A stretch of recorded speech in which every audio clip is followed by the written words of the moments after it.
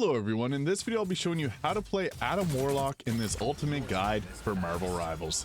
Now ADAM Warlock's an interesting character because he has such great offensive abilities, but he has absolutely no mobility. So players like Luna and Mantis have faster movement speeds, Jeff can go into the ground to hide away, Rockley's got his boosts, but unfortunately ADAM Warlock gets 1v1 and loses often. However, there is ways to kind of reduce that because you can see here, if you charge up your attacks and then get a headshot off, it can usually take out most enemies. So if you're able to land your shots, he's a great hero to play as. He also has some interesting healing, which I'll cover all in this guide and show off some gameplay on how you can make the most out of him.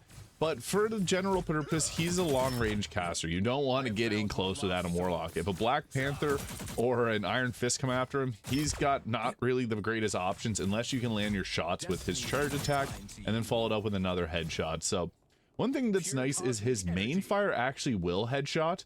So you can see here, 3 shots to take Luna Snow out there. And if we go for body shots, it's going to be many more shots than that, you can see. But the thing is, his right fire will not headshot.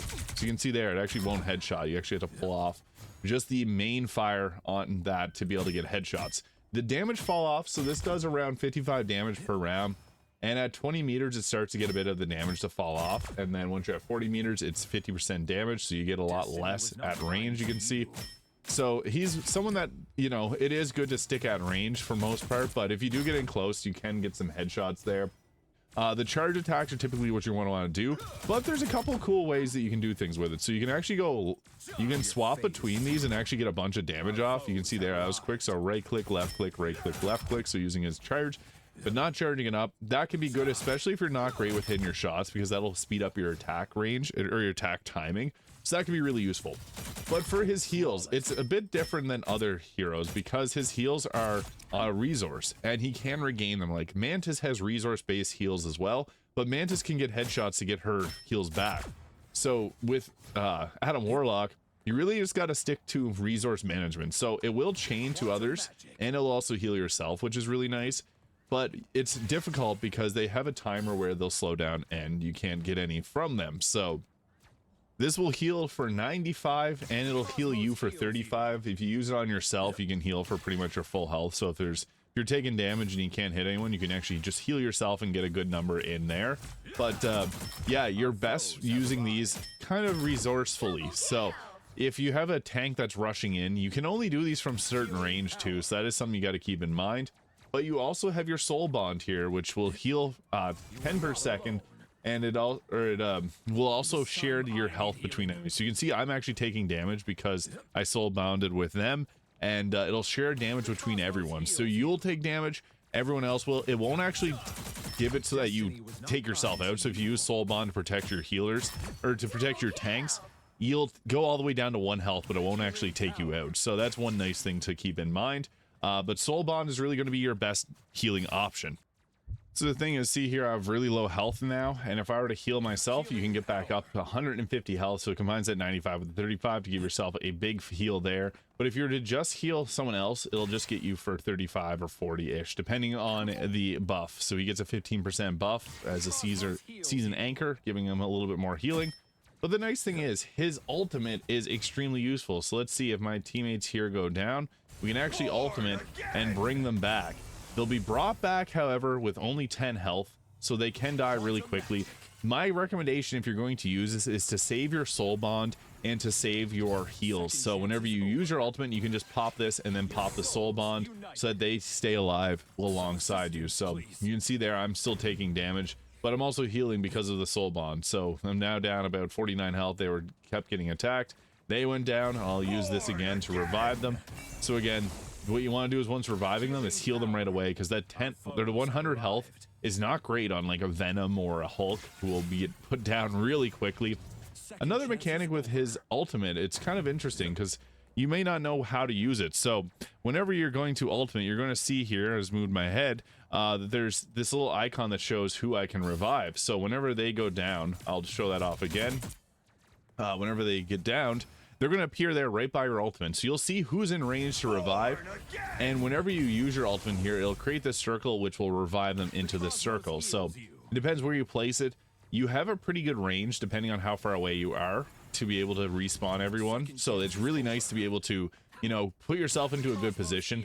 If you get down with your cocoon revival, so I'll show off what that'll look like if we get taken out by someone, we can actually revive ourselves and then go to a high position and revive the entire team. So my typical strategy is whenever you go into your cocoon form, you only have a few seconds to be able to do this. Go up somewhere where I unfortunately ended myself there. Go up somewhere that's safe and then revive yourself and then use your ultimate to revive everyone else. So you can pull them into a safer spot, apply your heals, apply your soul bond, keep them alive quicker. So I'll show off what this looks like in gameplay now. So for the most part, you want to stay near the back here and just fire away at the enemies. But if you see your teammates are getting low on health, you do sometimes have to move in to be able to heal them. So this makes it tricky for some like Venom or Hulk, which will jump around often. But you got a really good ranged weapon, so you can take out enemies. And even if you're getting jumped, sometimes you can actually take them out with a good timed headshot, because your main fire will actually headshot for the charged attacks, not actually headshotting. They was able to take out a Doctor Strange too, which was really nice, and take out the enemies ADAM WARLOCK, because our damage is really good. It all comes down to your aim though. The charge attack I find to be a little bit easier to hit because it's projectile versus the hit scan that our main fire is. But sometimes you can even actually like revive yourself here, and I was able to bring in 2 of our teammates who were recently down. What's nice about this is you can actually continually apply pressure. So that's really huge because we can continually attack. If you get the revives off, even reviving just a couple can be extremely useful, because that will bring back 2 extra people that can hold a position, a payload, or a spot like this. So extremely useful. But really, we best are at a range and behind our main fighters, because something like Wolverine, Black Panther, etc. can get in and just jump us. Here I was really lucky and just fully took out Wolverine that got revived by the opposing ADAM WARLOCK. And here was a really nice snipe. So following up your charge attack with just a left fire attack can be really nice, because the hit scan will make sure that it's likely to hit if your others do hit. As you saw there with Psylocke getting down in pretty much a few seconds. But again, you're really just a strategist. You're supposed to play strategically. So with ADAM WARLOCK, it's nice to play kind of like the back, but coming to the midline, because you can actually do quite a bit of damage. So if you line up your shots all right, you can take out enemies very quickly, which is nice. But you don't want to put yourself into bad positions, because again, you don't have the mobility that the other strategists have. So you want to use range to your advantage here, getting in to heal when you need to, and knowing when to use your revives, which is typically whenever you're able to get more than 1 revived at a time. Here I was able to self-revive myself, not in the most ideal of places, but I needed to get in and heal my team, so that was great, and try to get that Jeff, which we got rid of. It was very nice because he was spitting our teammates out, don't want any of that. But yeah, for the most part, you're going to play back with your other strategists. Keep an eye on them because they may need healing too. But if you're playing with someone like Rocket who can do a lot of healing over a large area, that's perfect for you because you can just stick slightly in front of him to be able to get some health. But if you got a Mantis who's a common team up, Mantis actually will buff you for damage quite a bit, which can actually do quite a bit of good because, as you can see, we're good at knocking people out as ADAM WARLOCK. We got another double there. So that's how I was able to MVP this map, but I've had many other games like this because ADAM WARLOCK is quite strong on offense and healing. But that's a quick guide for ADAM WARLOCK. Hit the subscribe if it helped, and leave any questions in the comments.